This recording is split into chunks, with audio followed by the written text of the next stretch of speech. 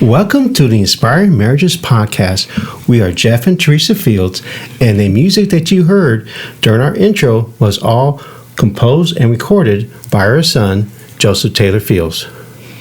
We've been happily married for 32 years. We have 3 wonderful children, a fantastic son-in-law, and a beautiful grandbaby. As we share our story, our desire is to inspire couples to enhance and build their friendships and thus their marriages in all areas, spiritually, emotionally, romantically and physically. Now, we want you to go to our webpage called inspiringmarriages.net, and there you can access all of our previous episodes, including all of the show notes. Below the episodes, there's a Keep in Touch section. That's my favorite part. There you can sign up to receive our latest offerings for free. Currently, our offering is Marriage Builders. We'll send you this as a PDF, and you can save it to your phone. You can print it out and put it on your refrigerator. You can check these things off as you incorporate into your marriage, and you can add your own. Mm-hmm. That's right. So today, Teresa, we're going to start talking about how courtship should never end. I like that. Now, so in good. the Webster1828 dictionary, I found the definition of courtship. It is the act of soliciting favor, the act of wooing in love, a solicitation of a woman to marriage. Wow. It sounds kind of like older language, but that is so special. I really like that. Soliciting favor. That's so special. So solicitation means earnest request, a seeking to obtain something from another with some degree of zeal and earnestness. Wow, you should be pursuing. Right. It's not a what we call it, recreational dating. Is not just trying this person then try that person. It is a intentional.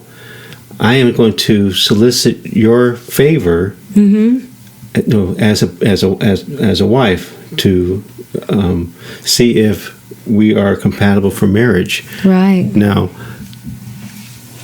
favor is kind regard, kindness, countenance, a friendly disposition. I like that. That's so good. And this is not just trying to be someone that you're not, or trying to pretend to be Prince Charming to make me think, oh, he's Mr. Wonderful. He's the knight on the white charger. You know, it's not like that at all.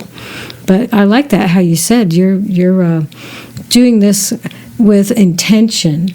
You're doing this with the idea of wanting to win over a woman to be your wife. So, like we said, the courtship should never end. So even today, I am constantly looking for ways to bless you, constantly looking different ways to show you how much I love you, and to show you how much you mean to me.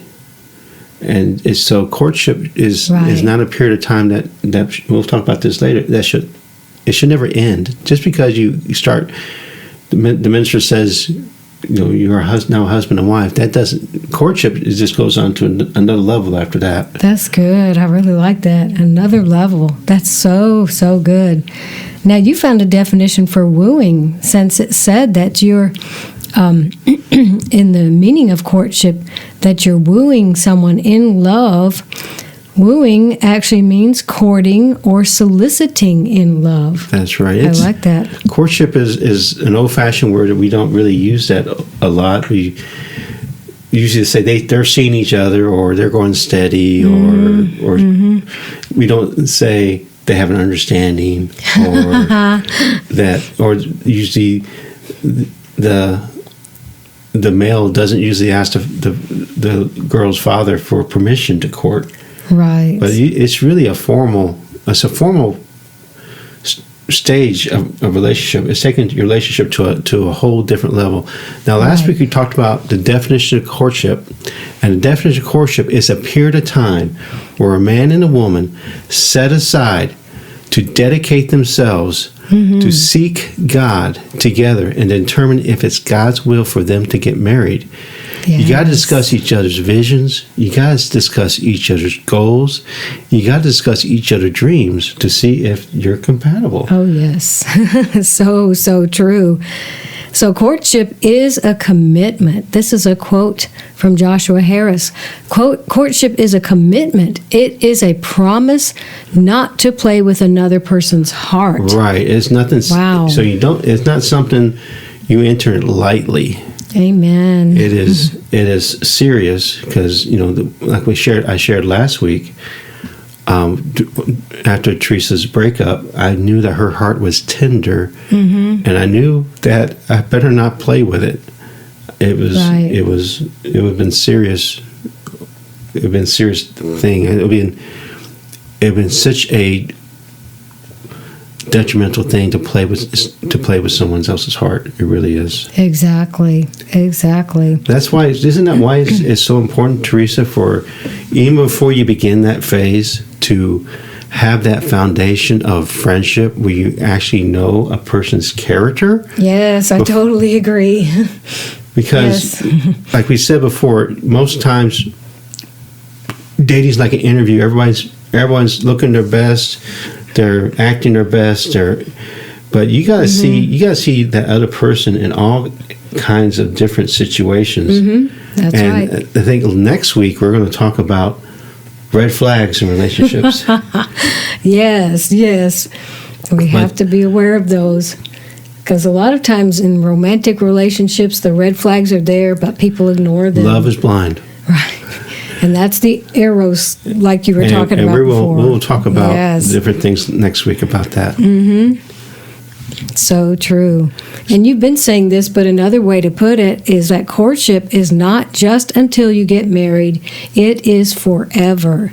And I think about the Lord. He never stops wooing us and drawing us closer and pursuing us. Even though we're born again, He still draws us to Himself. The Holy Spirit is still seeking us and dealing with our hearts so that we can be closer and closer to Him. Right. Our marriage is just a shadow. It's just a type of the relationship of the Lord with the church. And you see how much the Lord just loves the church and pursues the church and woos the church, and how the church should respond. That's how it should be in a marriage, where there's wooing and pursuing and just showers of love and response. Yes, absolutely. I love that response. So you wouldn't want your marriage partner to be devastated if they're pursuing you and you're not responding. I mean, he's not doing that to get a response, but if I don't respond, then he's going to think, what's wrong? Has she changed her heart towards me? Are we not close like we used to be? Something's going to be seeming to be wrong, and I need to respond and show, I appreciate that. I appreciate that you are showing that kind of affection, that kind of wooing, and not thinking, well, I can just sit back and, this is good. I've got it covered. She knows I love her, that kind of thing. So He keeps pursuing me. It's so nice. Yes, it always doesn't have to be the diamond ring or diamond necklace. It can be little small things that just touches her heart. And just follow in the leading of the Holy Spirit and just absolutely, and just do little things for her. And and you ladies do the same thing for your man.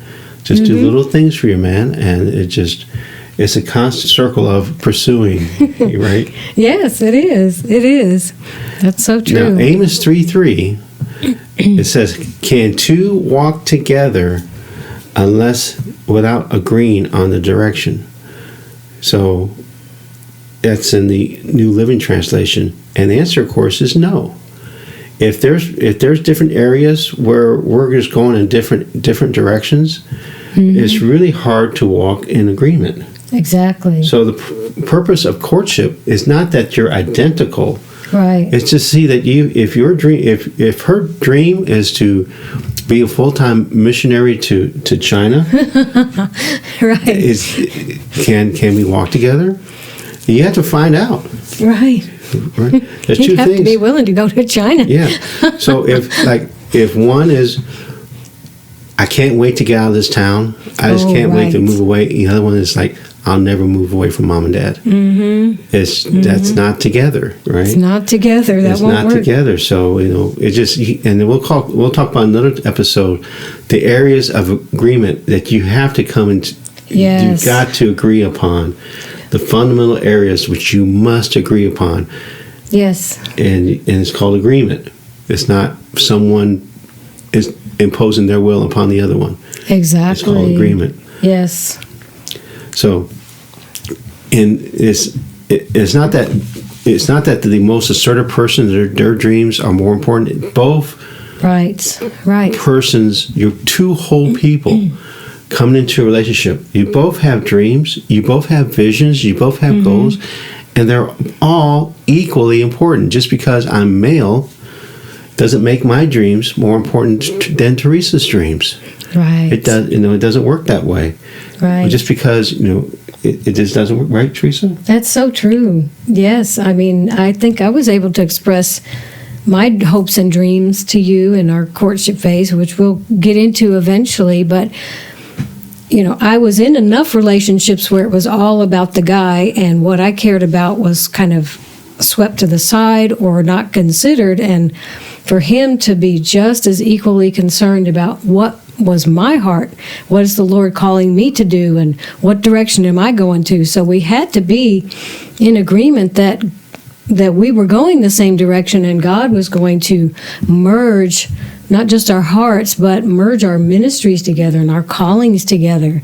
And that's something that's going to come out more and more in our story. Right, yeah. So courtship should not be a place where your dreams and goals and visions go to die.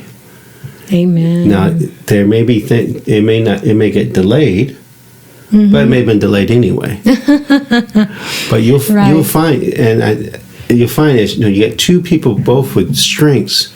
Yes. And you both come in, and can you imagine? You have the advantage of the strengths of both people. So actually, yes. Because that I believe in Teresa and create an atmosphere for her talents to nourish and to flourish, she was able to see her dreams come to fruition sooner than than you would have been by yourself. Absolutely. I agree. Everything may not happen as soon as we want, but God's always on time. God is always on time, yes. Yes. Now, I love that. I want to talk about, really quick, the fallacy of soulmates. There's the feeling that if I could just find the one, I'll be happy. So the soulmate concept came from Greek mythology, where Zeus was so intimidated by mankind, so he took a soul and he tore it, male to female, and he flung it to two parts, and the two people had to go through life trying to find the other half. Otherwise, it wouldn't fit. They would never be happy unless they found the exact person that their soul matched up with. Right. So the last thing you need is a soulmate, a soul that matches up with yours. Oh my goodness. Can you imagine two people that are always late, two people that overspend, two people that two people that have issues with their parents. Two people issues with parents. Two people that complain about their job. Two people that don't clean. Two people that just go on and on talk about soul things. Two people who are both codependent on each other. That's disaster. It's disaster. So the last thing you need is someone to match your soul, because it's a fallacy that if you just find the one person, it'd be easy. Yeah. It's hard with the right person. Right. It's hard. It's work, but that's okay. Yes, I had to think about that today and just kind of laugh to myself. I know I heard someone say that if you found someone who's just like you, then one of you is not necessary. That's right. That's not really the recipe for a marriage. It is not. It really is to dedicate yourself, set aside some time to dedicate yourself to hear from God. Oh, yes. It really is. Yes, that's it so really good. is. So we talked about last week. We were talking about how our friendship went from friendship to courtship, and there was a little phase there on a Saturday night. I'm doing math in my head. So August 17th, Saturday night. So August 18th. Let's talk about what started happening on the next day, Teresa. So August 18th. Of course, I was going to a church. Where I grew up, my home church, and so I went away for the day and helped minister in that church. But I was coming back that night, and it was an hour drive coming back from my parents' house to where I lived, my house.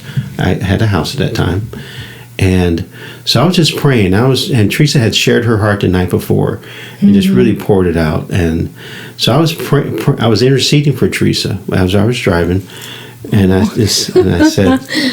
And I remember it was I-16. I remember where I was. Yes, a long stretch of highway. I remember I was on I-16. I was praying, and I said, Lord, I just lifted up Teresa, and Lord, you see her hurts, and I agree with you that her hurts should be healed, and just praying over her. And I said, Lord, I mentioned some names.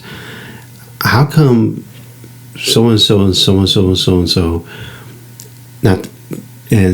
that they did not see the treasure that Teresa is.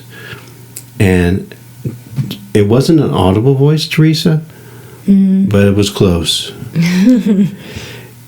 The Lord told me, because I have hid her for you. I'm like, whoa. Wow. It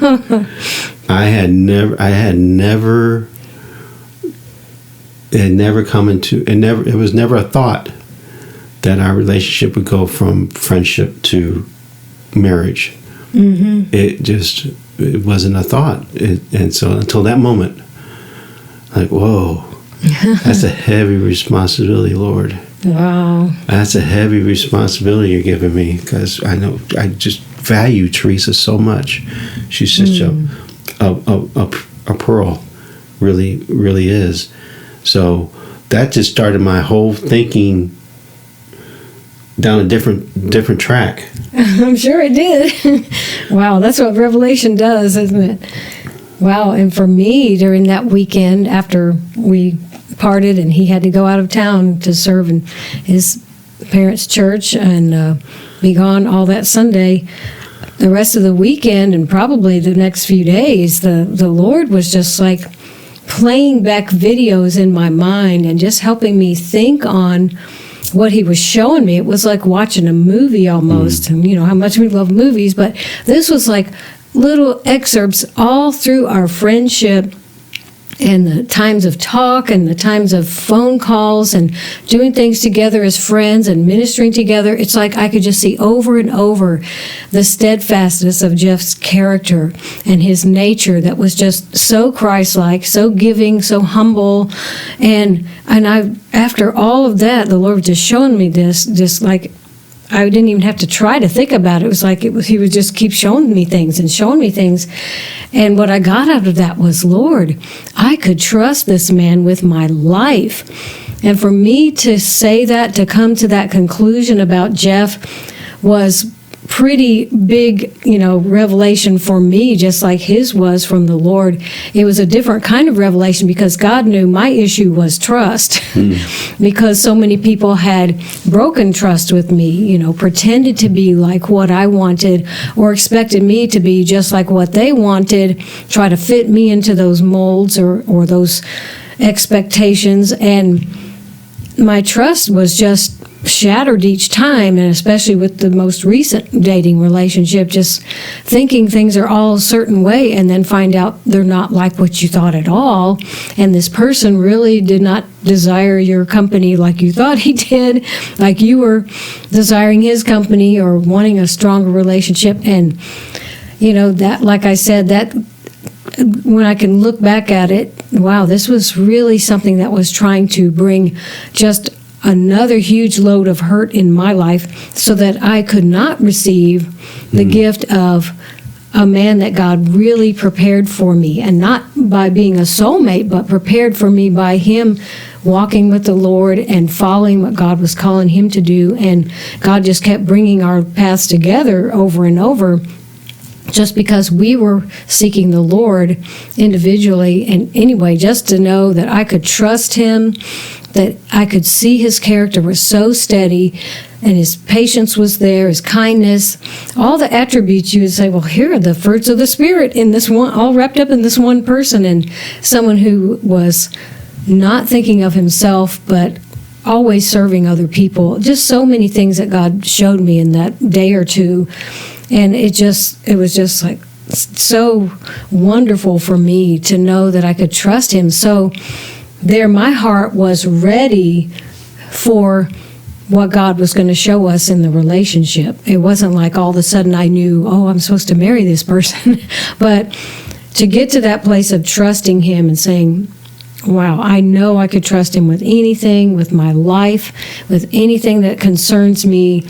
Wow. That's really a lot, because up to that point, I only thought of the Lord that way, that I could trust the Lord with my heart and my deepest, desires and dreams and all of that. Wow, trust. Wow, that is a key component of any relationship, isn't it, baby? It is trust. Absolutely. Wow.